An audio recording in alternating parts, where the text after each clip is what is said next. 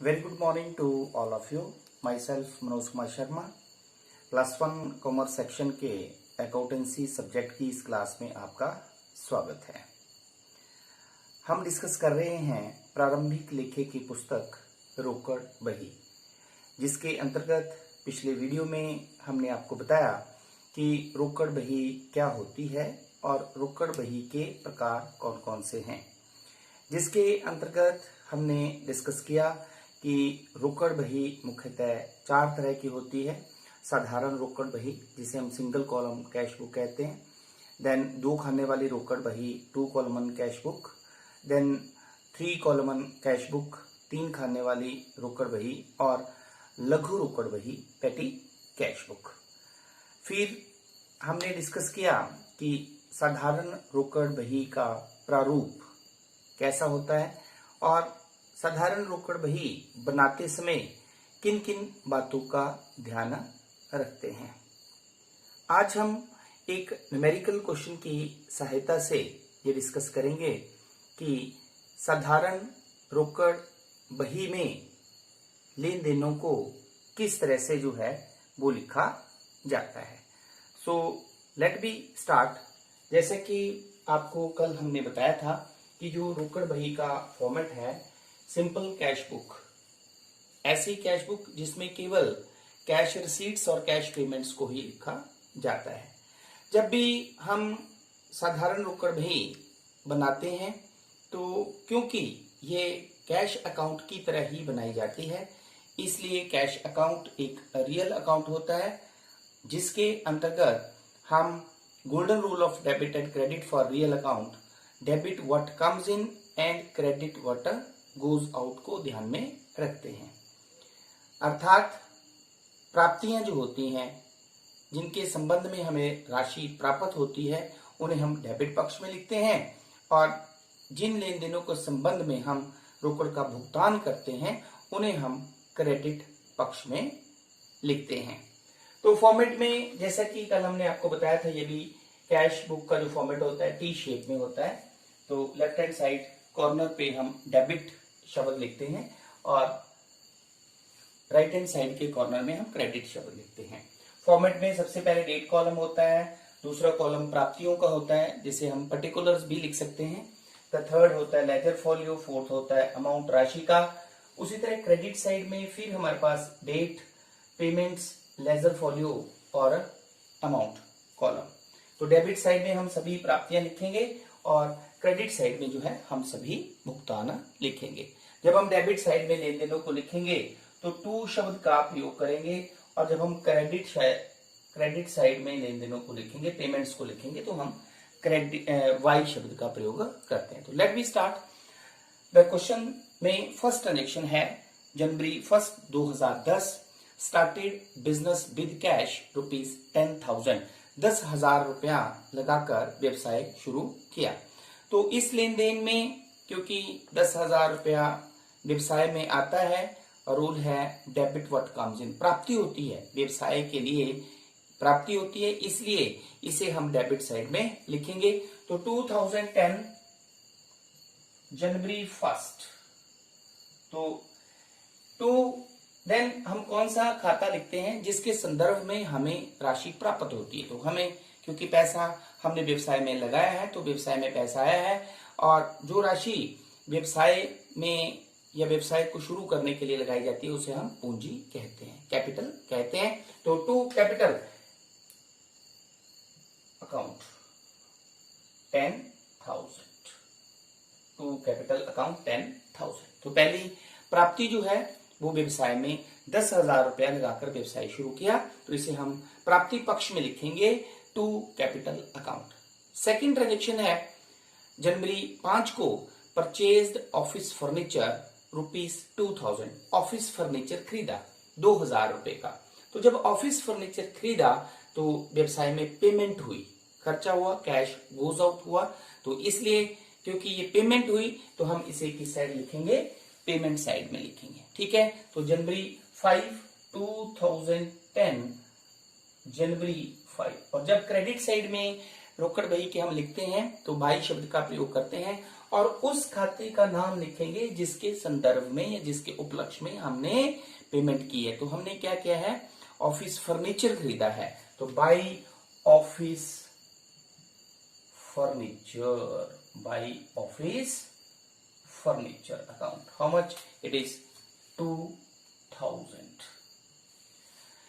Next लेन देन है 8 जनवरी को परचेज्ड गुड्स, नगद माल खरीदा 5000 रुपए का। तो जब नगद माल खरीदा तो फिर कैश जो है वो पेमेंट किया, खर्चा किया, तो इसे भी हम क्रेडिट साइड में लिखेंगे क्योंकि ये पेमेंट्स हैं। ठीक है, तो 8 तारीख को जनवरी 8, क्योंकि माल खरीदा, तो जब हम माल खरीदते हैं तो परचेज अकाउंट हम यूज करते हैं, तो बाई परचेजेस अकाउंट 5000।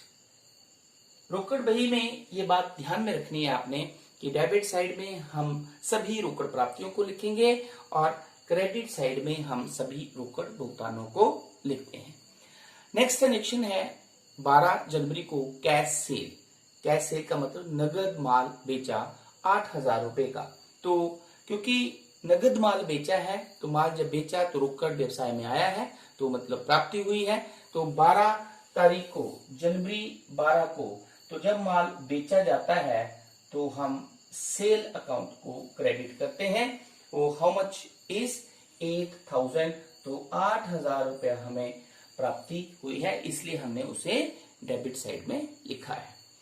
देन 12 जनवरी के बाद हमारे पास लेन देन है पेड इंटरेस्ट। 18 तारीख को ब्याज का भुगतान किया। तो जब ब्याज का भुगतान किया तो बाई, क्योंकि पेमेंट हुई, तो by interest account, by interest account, क्योंकि पेमेंट की तो इसलिए हम इसे पेमेंट साइड में लिखेंगे। हाउ मच इंटरेस्ट जो हमने पे किया है 500। नेक्स्ट ट्रांजेक्शन इज जनवरी 20 को पेड कार्टेज, तो ढुलाई दी। तो फिर हमारे पास जो है जनवरी 20 को क्योंकि पेमेंट की है, तो फिर हम इसे पेमेंट साइड में लिखेंगे, क्रेडिट साइड में लिखेंगे। कितना भुगतान किया, इट इज 20 रुपीज, तो 20 रुपए। देन आफ्टर दैट 22 जनवरी को ट्रांजेक्शन है पेड मिसलेनियस एक्सपेंसेस, तो विविध व्ययों का भुगतान किया। तो 22 जनवरी को by miscellaneous expenses account, by miscellaneous expenses account, how much rupees 60 rupees, 60 रुपया जो है वो भुगतान किया, तो इसलिए हम इसे क्रेडिट साइड में लिखेंगे। देन जनवरी 23 को विड्रू फॉर प्राइवेट यूज या पर्सनल यूज ₹100, तो व्यक्तिगत प्रयोग के लिए रुपया निकाला। तो जब व्यक्तिगत उपयोग के लिए जो है वो पैसे निकाले, तो हमने आपको बताया है कि when a businessman withdraw the money for his personal use it is called drawing. तो ड्रॉइंग से भी व्यवसाय से पैसा बाहर जाता है, it is considered as payment, तो by drawing account, by drawing account. How much drawing is there, it is 100 rupees, 100 रुपया जो है वो पैसा बाहर व्यवसाय से गया है। Then after 23rd the transaction is loan taken from Gulati. तो 28 तारीख को है कि गुलाटी से लोन लिया। तो जब गुलाटी से लोन लिया तो पैसा जो भी व्यवसाय में आता है, कैश जो भी व्यवसाय में आता है, इसका मतलब प्राप्ति हुई। तो प्राप्ति हुई तो इसलिए हम इसे डेबिट साइड में लिखेंगे, to Gulati account, to Gulati's account, to Gulati's account या टू गुलाटीज लोन अकाउंट भी आप लिख सकते हैं, क्योंकि गुलाटी से जो है वो लोन लिया है, तो टू गुलाटीज लोन अकाउंट भी आप लिख सकते हैं। हाउ मच इट इज 5000, तो 5000 रुपया जो है वो गुलाटी से लोन के रूप में लिया है, तो ये प्राप्ति हुई, इसलिए इसे रोकड़ बही की डेबिट साइड में, प्राप्ति पक्ष में, रिसीट साइड में लिखा जाएगा। देन लास्ट ट्रांजेक्शन है जनवरी 30th पेड सैलरी। तो वेतन का भुगतान किया, तो क्योंकि एक्सपेंसेस है तो 30 तारीख को क्योंकि फिर पेमेंट की हमने, तो बाई सैलरी, जो पेमेंट्स होती हैं उन्हें हम क्रेडिट साइड में लिखते हैं, तो by salary account, how much 1000। ठीक है, तो ये था हमारे पास ये क्वेश्चन। अब आप देख सकते हैं कि हम इसकी बैलेंसिंग कैसे करते हैं। हमने आपको कल बताया था कि कैश बुक की हम बैलेंसिंग करते हैं। बैलेंसिंग का मतलब हम शेष निकालते हैं, कितना कैश हमारे पास आया, कितना हमने खर्च किया और हमारे पास मंथ के लास्ट में कितना कैश जो है बचा है। तो हमने कल भी आपको बताया था कि कैश बुक की जो डेबिट साइड होती है वो हमेशा ज्यादा होती है। वो इसलिए होती है क्योंकि एक बिजनेसमैन, कोई भी व्यापारी जो है, जितनी राशि उसे प्राप्त होती है उससे ज्यादा राशि का भुगतान वो नहीं कर सकता है। इसलिए जो है वो प्राप्ति पक्ष हमेशा जो है वो ज्यादा होगा रोकड़ बही का। तो आप टोटल करके देखते हैं तो ये आ गया हमारे पास 10 प्लस 8 18, 18 प्लस 5 23,000।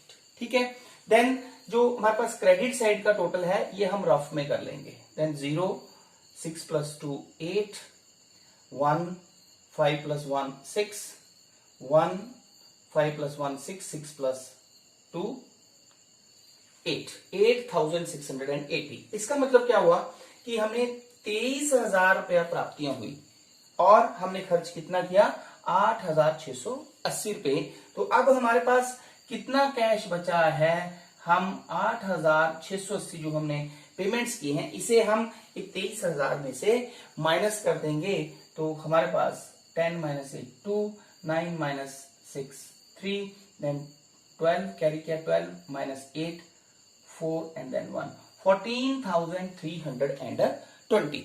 अब इस बैलेंस को हम लिखते कैसे हैं, हमने आपको बताया था कि ये बैलेंस का मतलब क्या हुआ कि इतना कैश हमारे पास अब बच गया है। इसे हम कैसे लिखेंगे, लास्ट डेट ऑफ मंथ, क्योंकि जनवरी है तो जनवरी की लास्ट डेट होती है 31। इसे हम लिखेंगे बाई बैलेंस कैरी डाउन। कितना बैलेंस बचा हमारे पास, 14,320। Now both the sides equal, दोनों तरफ हम टोटल को बराबर कर देते हैं, तो इसे हम कहते हैं बैलेंसिंग। अब ये जो बैलेंस है 14,320, ये हमारे पास first date of next month, तो नेक्स्ट मंथ हुआ February 1st। ठीक है, ये हमारे पास ओपनिंग बैलेंस बन जाता है जिसे हम लिखते हैं टू बैलेंस ब्रॉट डाउन, कितना, 14,320। So this is the simple cash book. तो इस न्यूमेरिकल की सहायता से आपने आज सीखा कि हम साधारण रोकड़ बही कैसे बनाते हैं, कैसे हम प्राप्ति पक्ष में सभी प्राप्तियों को लिखते हैं और भुगतानों को हम क्रेडिट साइड में लिखते हैं। तो आई होप कि इस क्वेश्चन की सहायता से आप सिंपल कैश बुक अब बना सकते हो। Thank you very much.